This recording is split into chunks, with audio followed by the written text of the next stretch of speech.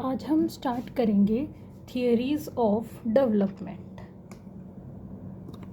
ठीक है, तो थियरीज ऑफ डेवलपमेंट में आते हैं हमारे अलग अलग जो भी साइकोलॉजिस्ट हैं, जैसे कि सिगमंड फ्रॉइड है, रिक एरिक्सन है, पियाजे, वाइगोस्की, कोहलबर्ग। तो वो देखेंगे। तो हम सबसे पहले जो थियरी करेंगे आज वो करेंगे हम साइकोसेक्सुअल डेवलपमेंट, जो कि सेक्सुअल अगर वर्ड दिख रहा है तो सीधी सी बात है, आपको सबको पता होगा, आपने पढ़ा होगा कहीं ना कहीं, सिगमंड फ्रॉइड इसमें मेन है। ठीक है, तो इनकी थियरी का नाम है साइकोसेक्सुअल डेवलपमेंट या फिर साइको एनालिसिस या साइको डायनामिक। ठीक है, ये तीनों ही नाम इनके हैं, इनकी थियरी के हैं, जो किसने दी थी? सिगमंड फ्रॉइड ने। ठीक है, तो इन्होंने एक कॉन्सेप्ट भी दिया था, like mind like an iceberg. वो कहते हैं कि हमारा जो माइंड है वो एक आइसबर्ग की तरह है, मतलब जो जिसका 90% जो पार्ट है वो तो डिप है वाटर के अंदर, ओशन के अंदर, और 10% है वो एज एन आइसबर्ग हमें दिखाई दे रहा है। ठीक है, तो जो 10% है वो है कॉन्शियस माइंड, जिसको हम टिप ऑफ आइसबर्ग बोल सकते हैं, और वहीं पे जो 90% जो हमारा डिप्ड है वाटर के अंदर, उसको हम बोलते हैं, मतलब सिगमंड फ्रॉइड बोलते हैं अनकॉन्शियस माइंड। ठीक है, मतलब हम 10% चीज़ें ही कॉन्शियसली करते हैं अपना दिमाग लगा के प्रॉपर, अदरवाइज 90% चीज़ें हम अनकॉन्शियसली करते हैं, हमारा ब्रेन फंक्शन करता है। इसके बाद आते हैं 3 एस्पेक्ट्स ऑफ माइंड कि ये कॉन्शियस, सबकॉन्शियस, अनकॉन्शियस होता क्या है। अब देखो, फर्स्ट है कॉन्शियस माइंड, सेकंड है सबकॉन्शियस, थर्ड है अनकॉन्शियस। कॉन्शियस माइंड वो होता है जब आप जागरूक होते हो एकदम चेतना में। ठीक है, चेतना के बल पर, जैसे कि ये सेंट वगैरह होते हैं, संत हैं, जो हमारे साधु हैं, ये ठीक है कॉन्शियस माइंड होता है, ये अवेकंड होते हैं। वहीं पे सबकॉन्शियस माइंड मूर्छित लोग। ठीक है, मूर्छित मतलब जो अवचेतना में है, आधा वो जगे हुए हैं, आधा सुले हुए हैं। कहने का मतलब है जैसे हम आम आदमी हैं। ठीक है, ये क्या है? ये सांसारिक है, कभी भगवान को याद कर लेता है, कभी नहीं। तो ये सबकॉन्शियस है, कुछ काम ये कॉन्शियसली देख के कर लेंगे, कुछ सबकॉन्शियस कर रहे हैं, बाकी तो 90%।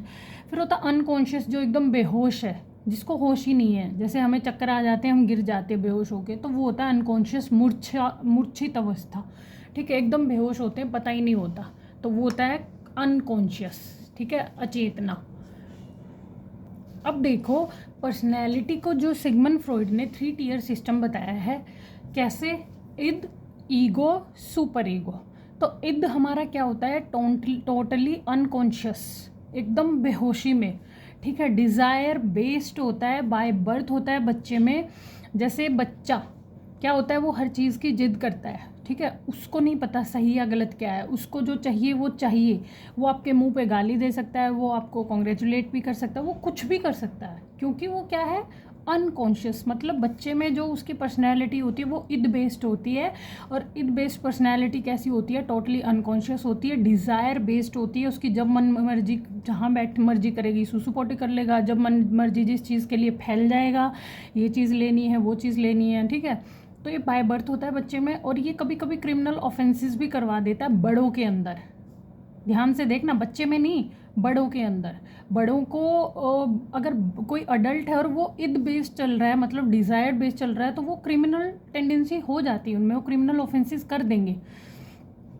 फिर एक तरह से ये जो इद है, ये हमारी पर्सनैलिटी का वो स्टोर हाउस है जो अनफुलफिल्ड डिज़ायर से भरा हुआ है। ठीक है, हमारी जो कभी पूरी ना हुई दमित इच्छाएं, जिसको हम बोल सकते हैं, वो इसमें आती हैं। जैसे कि कई बार बच्चा बोल देता है कि ये एग्जाम्पल हम लास्ट में करेंगे। फिर आता है हमारा ईगो। ईगो होता है पार्टली कॉन्शियस, ये जनरली अडल्ट्स में देखा जाता है। किस में देखा जाता है? अडल्ट्स में। ये वाली पर्सनैलिटी पार्टली वो कॉन्शियस होते हैं, रियलिटी बेस्ड होते हैं। तो ये 1.5 ईयर एज में डेवलप होना शुरू हो जाता है और अडल्टहुड तक जाता है। ठीक है, जैसे ये जो पर्सनैलिटी का टाइप है ईगो, ये एक तरह से पुलिस का काम करता है between id and super ego. ठीक है, जो थर्ड टाइप ऑफ पर्सनैलिटी है वो है super ego based, totally conscious, एकदम से अवेकंड है। ठीक है, वो हर छोटी से बड़ी चीज़ को क्या कर रहे हैं, अपने आसपास जो भी हो रही है उसको कॉन्शियसली कर रहे हैं, देख रहे हैं, समझ रहे हैं। तो ये मोरालिटी बेस्ड होता है, सही या गलत का फ़र्क देखता है, और बाय रूल्स चलते हैं ये वाले लोग। जनरली बूढ़े लोगों में आपने देखा होगा, और ज़रूरी नहीं है बूढ़े लोगों में सब में हो, कई सठिया भी जाते हैं बूढ़े होके। तो कहने का मतलब ये है, बाई एज ये बढ़ता जाता है। तो सुपर ईगो हम बोल सकते हैं टेंडेंसी होती है किसमें? हमारे जो सेंट वगैरह होते हैं उनमें, ठीक है, वे टोटली कॉन्शियस होते हैं, मोरालिटी बेस्ड बाय रूल्स चलते हैं। अब हमारा जो ईगो है ये इन दोनों के बीच एक काम करता है। जैसे कि एक एग्जांपल दे, बच्चा बोलेगा आई वांट चॉकलेट, आपका इद जो है आपके अंदर वो क्या बोलेगा, आई वांट चॉकलेट। फिर आपका ईगो कहेगा, सुपर ईगो बोलेगा you are on a diet, कि तुम तो डाइट पे हो, क्योंकि ये बाय रूल्स चल रहा है, मोरालिटी बेस्ड है, कि मोरालिटी ये कह रही है कि तुम डाइट पे हो, सो शट अप, कोई ज़रूरत नहीं खाने की, ठीक है। लेकिन डिज़ायर क्या है कि चॉकलेट खानी है। तो ईगो जो है वो इनके बीच का रास्ता निकालेगा। मैंने बोला ना पुलिस का काम करता है between id and super ego. तो ये क्या बोलेगा कि eat a small part of chocolate, कि ऐसा करो, एकदम दबाओ भी मत कि बिल्कुल ही नहीं खाना, ऐसा करो थोड़ी सी खा लो, ठीक है, स्मॉल बार ऑफ चॉकलेट खा लो, एक टुकड़ा खा लो। तो ये काम करता है ईगो हमारा। फिर जो सिगमंड फ्रॉइड से उन्होंने 3 टाइप्स ऑफ एनर्जी के बारे में बात की है, जिसको हम इंस्टिक्ट्स भी बोलते हैं, लाइफ इंस्टिक्ट्स भी बोलते हैं, और डेथ इंस्टिक्ट। 2 टाइप की एनर्जी हैं। कौन सी?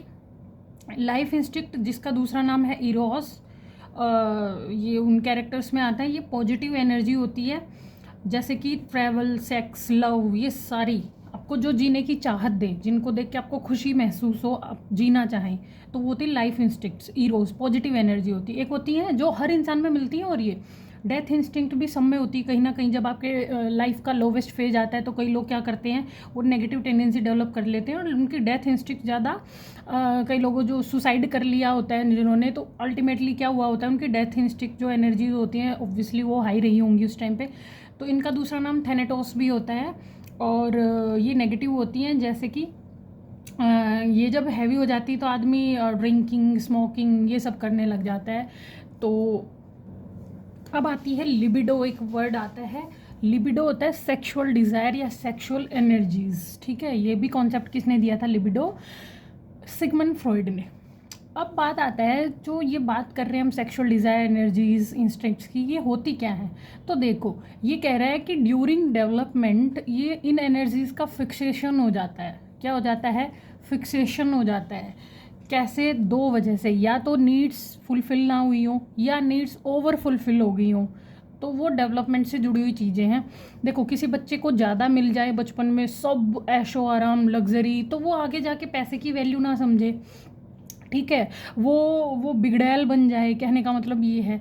अगर एक दूसरा कॉन्सेप्ट ये है कि बिल्कुल ही फुलफिल्ड ना हुई हो कभी भी, तो वो भी क्या होगा, उस चीज़ को लेके आगे जाके बहुत ज़्यादा वो हो जाएगा कि जिसने कभी पैसा ही ना देखा हो, कुछ मिला ही ना हो बचपन में, तो वो बड़ा होके टेंडेंसी है कि वो बहुत पैसा पैसा पैसा पैसा मरने लग जाएगा, एकदम पैसे के पीछे ही भाग लेगा पागल होके। तो 2 रीज़न हो सकते हैं, या तो ज़्यादा मिला है या बिल्कुल नहीं मिला है, ठीक है। अब देखो, 5 stages of psycho sexual development. अब सिगमंड फ्रॉइड ने 5 स्टेजेस दिए हैं कि हमारा जो साइको सेक्सुअल डेवलपमेंट है वो कैसे होता है, ठीक है। तो 5 स्टेजेस हैं, oral, anal, phallic, latency, genital, OAPLG, ठीक है, OAPLG। तो ओरल होती है 0 to 1 ईयर्स की एज में। इस स्टेज पे क्या होता है, जो इन्फेंट होता है ना, उसको ज़्यादा प्लेजर मिलता है सकिंग से। जनरली भाई इस एज के बच्चे, इन्फेंट 0 to 1 ईयर्स, ऑब्वियसली अपनी माँ की फीडिंग कर रहे होते हैं, दूध पी रहे होते हैं, तो उनको जो वो लिप्स के थ्रू प्लेजर है ना, वो बहुत अट्रैक्ट करता है और वो उसी में इन्वॉल्व रहते हैं, ठीक है। माँ का दूध पी रहे हैं, फिर अदर टाइम में वो क्या कर रहे होते हैं, अंगूठा चूसने लग जाएंगे, या फिर क्या करेंगे, कुछ भी होठों को ही खाने लग जाएंगे, या कुछ भी उनको मिलेगा। आपने देखा होगा छोटा बच्चा पहले मुंह में लेता है, और आप बोलते भी हो कि कभी देखा हो कि किसको तो कुछ भी मिल जाए पहले मुंह में ठूसेगा, तो वो बच्चे की क्या है, सिगमंड फ्रॉइड कह रहे हैं कि वो उसकी ओरल फिक्सेशन हो रखी है, ठीक है। 0 to 1 ईयर्स के बच्चे, तो वो अपने लिप्स का सकिंग में ज़्यादा प्लेजर लेंगे। फिर आता है एनल स्टेज, जो 1 to 3 ईयर्स की उम्र में होती है, ठीक है। तो the child derives much pleasure through anal expulsion या फिर मैनिपुलेशन, सुसु पोटी होल्ड करना, ठीक है। बच्चे सुसु नहीं करते, पूरी पूरी रात रोक के रखते हैं, कर देंगे तो एकदम कर देंगे, तो ये होती है एनल फिक्सेशन। बच्चों का जो प्लेजर है वो उनके एनल पार्ट में आ जाता है, या वो सुसु पोटी को होल्ड करे रखेंगे, या फिर पोटी करने बिठा दो। आप देखा होगा बच्चे गीत गूं गूं गूं करके एक घंटा बैठे रहते हैं, क्यों? उनको मज़ा आ रहा होता है, ऐसा सिगमंड फ्रॉइड बोलते हैं। तो ये होती है एनल फिक्सेशन, 1 से 3 साल का बच्चा। फिर आ जाता है फेलिक स्टेज, बच्चा 3 to 6 ईयर का हो गया हमारा।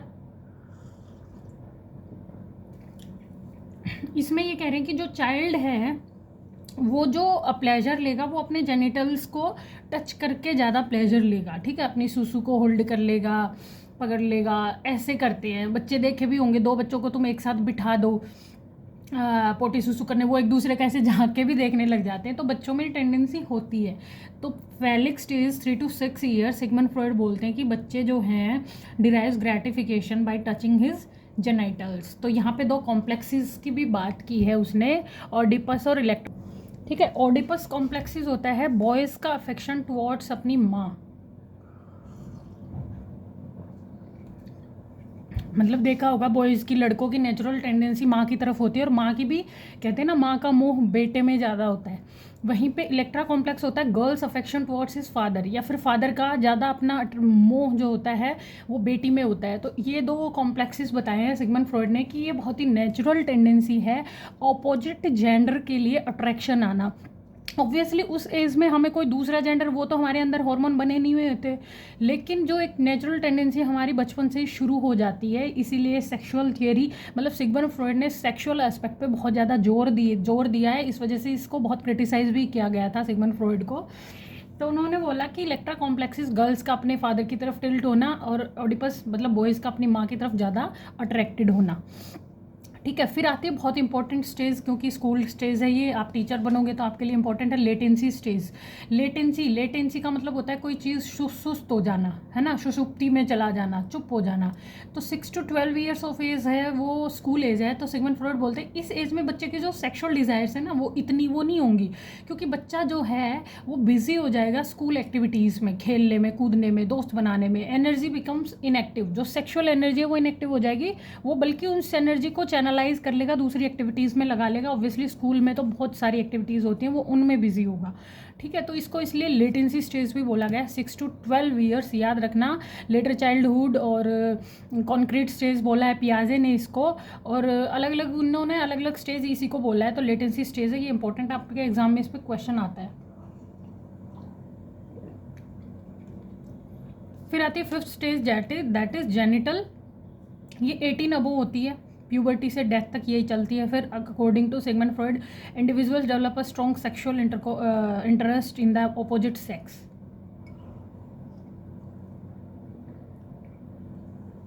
ये क्या कह रहे हैं आप बताओ?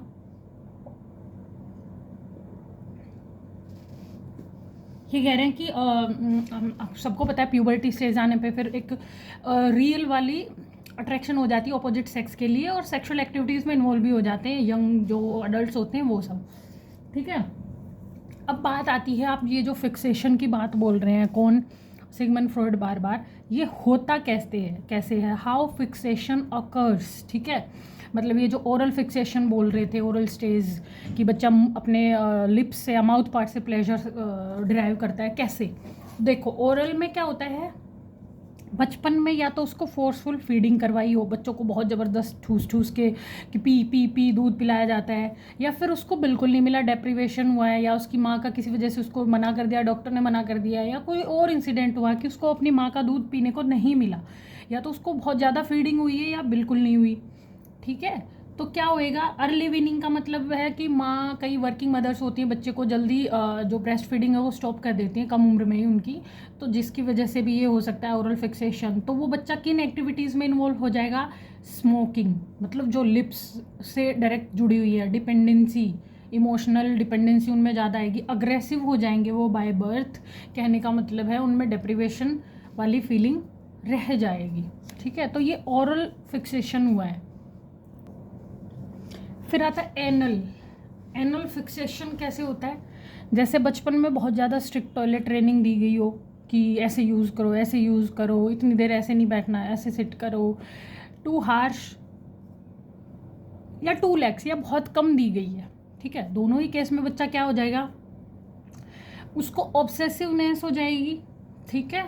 ऑब्सेसिवनेस, अगर उसकी बहुत ज़्यादा टॉयलेट ट्रेनिंग हुई है तो बड़ा होके भी वो ऑब्सेसिव हो जाएगा, उन चीज़ों को लेके बहुत पर्टिकुलर हो जाएगा, सनक हो जाएगी उसके अंदर कि नो ऐसे करना है, बाथरूम हैबिट्स ये क्लीनलीनेस, ये वो, बहुत ज़्यादा उसको बोलते हैं ना सफाई का कीड़ा, इस टाइप से टाइडीनेस, ठीक है। और अगर बिल्कुल ही नहीं हुई है, उसको बिल्कुल किसी ने अवगत ही नहीं कराया उस चीज़ से, तो अनटाइडीनेस भी आ जाती है, अनहाइजीनिक वे में यूज़ करना वॉशरूम्स। कई देखे हैं ना, वो सारे कैरेक्टर्स आपको अब ये वाले कैरेक्टर्स बड़े लोगों में दिखते होंगे कि पोटी करके फ्लश भी नहीं करते, ठीक है, मेस कर देते हैं अगर वॉशरूम में जाते हैं तो एकदम गंदगी, ठीक है। तो ये दोनों चीज़ें कहाँ से आ रही हैं? सिगमंड फ्रॉइड कह रहे हैं आपके बचपन में आपकी एनर्जी फिक्सेशन हुआ है एनल स्टेज पे, जहाँ पे आपको या तो ज़्यादा ट्रेनिंग मिली या बिल्कुल नहीं मिली, ठीक है। फिर आती है फैलिक स्टेज। यहाँ पे कैसे हो रही है एनर्जी फिक्सेशन? फैलिक स्टेज हमारी क्या थी कि अपने जेनाइटल्स को टच करके बच्चा प्लेजर लेता है, या तो एबनॉर्मल फैमिली, उस बच्चों का कुछ यौन शोषण टाइप हुआ है फैमिली में, ठीक है, सेक्सुअल एक्सप्लॉयटेशन बचपन में हुआ है, एबनॉर्मल फैमिली में बहुत कलेश हुआ है, या जो भी उसने देखी हैं चीज़ें, ठीक है, अनयूजुअल रिलेशनशिप रही हो माँ की बाप की, तो झगड़े लड़ाई ये वो, तो बच्चे की इस स्टेज पे एनर्जी फिक्सेशन हो जाएगी। बच्चा कैसे हो जाएगा? बच्चा हो जाएगा सेल्फ ऑब्सेसिव नार्सिसिस्ट, एकदम अपने बारे में ही सोचने वाला। उसके अंदर एक सेक्सुअल एंग्जाइटी बचपन से ही रहेगी। अगर उसका सेक्सुअल एक्सप्लॉयटेशन हुआ है तो वो सेक्सुअल एंग्जाइटी का शिकार बनेगा ही बनेगा। इनएडिक्वेसी, एनवी, इन्फीरियोरिटी भी फील करेगा। इवन वो कहीं किसी रिलेशनशिप में जाने से भी डरेगा, सोचेगा 10 बार, सेक्सुअल रिलेशनशिप बनाने में भी डरेगा, क्योंकि उसके बचपन में वो एनर्जी फिक्स हो चुकी। ऐसा सिगमंड फ्रॉइड बोलते हैं। फिर आता है एक नया कॉन्सेप्ट, दैट इज़ कैथारसिस। ये कह रहा है कैथारसिस मतलब रिलीजिंग नेगेटिव इमोशंस या एनर्जीज। कैसे? जैसे आंटियाँ चुगली करके अपनी भड़ास निकाल लेती है, दिल हल्का हो जाता है। कई लोग रो के निकाल लेते हैं, ठीक है, वो तरीका होता है अलग अलग। या कई लोग प्ले करके, कहते हैं ना, आप अगर नेगेटिव फील कर रहे हो, खेलने चले जाओ, आपकी एनर्जी सारी बाहर चली जाएगी, यू विल फील बेटर। मेरा ये तरीका है, अगर कभी कभी मुझे नेगेटिव एनर्जी हॉन्ट करने लगती हैं, तो मेरा बेस्ट तरीका ये होता है कि मैं जिम ज़्यादा करती हूँ उस दिन। तो जिम में क्या होता है, आपका सारा निकल जाता है। तो अपना अपना तरीका होता है, कोई खेलता है, कोई जिमिंग करता है, वर्कआउट करता है, हार्ड वर्कआउट करो। उस दिन मैं लेग्स का वर्कआउट करती हूँ ताकि बहुत ज़्यादा टफ और जोर लगे और मेरी सारी एनर्जी चैनलाइज हो जाए, ठीक है। ये अपने अपने तरीके हो सकते हैं। राइटिंग, कई लोग लिखने शुरू कर देते हैं उस चीज़ को। आप ऐसा मैंने भी ऑब्जर्व किया है, कभी कभी आप देखना, आप बहुत किसी चीज़ को लेके हैवी फील कर रहे हो, तो आप उसको एक पेज पे एक काम करो, शुरू से लेकर लास्ट तक लिखो। आई प्रॉमिस यू, आप जब लास्ट वर्ड तक पहुंचोगे ना, आपका वो सारा जो हैवी अंदर फील कर रहे थे वो कॉपी पे आ चुका होगा, निकल चुका होगा, ठीक है। तो this is also fact. Dancing करके, ऑब्वियसली थेरेपी से आप किसी से बात कर सकते हो। कोई फिजियोथेरेपिस्ट है, फिजियोथेरेपिस्ट कह रही हूँ, मनोविशेषज्ञ है, जैसे साइक्लो एनालिस्ट है, उनसे आप बात करो अपने दिल की। वो आपसे क्वेश्चन पूछेंगे, आप आंसर करोगे, धीरे धीरे उस चीज़ को टैकल किया जाएगा। तो ये होता है कैथारसिस। कहने का मतलब रिलीजिंग नेगेटिव इमोशंस या फिर एनर्जी। फिर एक कॉन्सेप्ट दिया सिगमंड फ्रॉइड ने, that is slip of tongue. उसको हम फ्रॉइडियन स्लिप भी बोलते हैं। फ्रॉइडियन स्लिप कहते हैं ना, मैंने तो ये नहीं बोलना चाहा था, बस जुबान फिसल गई, जी निकल गया, मुंह से निकल गया, मेरा ऐसा मतलब नहीं था। वो मुंह से नहीं निकलता। वो सिगमंड फ्रॉइड बोलते हैं कि your subconscious thought sometimes came out. कहीं ना कहीं वो आपके दिमाग में चल रहा था, दैट्स वाई वो आपके मुंह से निकला, ठीक है। उसी को बोलते हैं स्लिप ऑफ टंग या फ्रॉइडियन स्लिप, ठीक है। वो आपके सबकॉन्शियस माइंड में था। तो this is all about the Sigmund Freud's theory, जिसमें आपने देखा कि हमने एनर्जी फिक्सेशन देखी, लिबिडो के बारे में, एनर्जी इंस्टिक्ट्स, डेथ और लाइफ इंस्टिक्ट्स के बारे में पढ़ा, और फिर हमने फिक्सेशन भी देखी, जिसमें हमने 5 स्टेजेस भी देखी, ओरल, एनल, फेलिक, है ना, और लेटेंसी, और क्या बोलते हैं, लेटेंसी के बाद कौन सी थी, जेनिटल, ठीक है। तो ये स्टेजेस भी हमने देखी, कैथारसिस और slip of tongue. This is all about Sigmund Freud's psychosexual development theory.